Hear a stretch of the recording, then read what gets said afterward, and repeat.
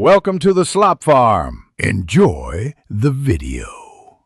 You start by confirming your device supports live caption and that microphone access is allowed. This matters because captions rely on audio input. Next, open the app or system settings where live caption lives. Do it now. Tap the live caption toggle to enable it, then select the spoken language and preferred audio source. Once done, test with a short clip or your voice so you can see captions appear. Make sure to keep background noise low for clearer transcription. You now refine caption behavior so accuracy improves during extended use. Adjust the device volume and microphone input levels to avoid distortion. This helps the model pick up words. If available, switch languages or enable automatic punctuation to get readable text. Learn the gestures or buttons to pause, copy, or share transcripts, and turn on transcript saving if you want a record.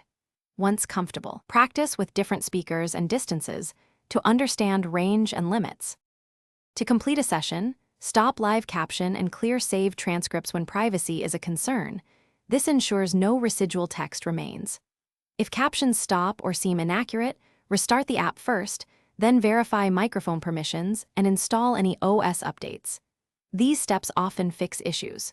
If problems persist, try an external microphone or move to a quieter room because background noise degrades accuracy. One key tip: enable diagnostic logging if available before contact. Thanks for watching. Consider subscribing if we helped you today.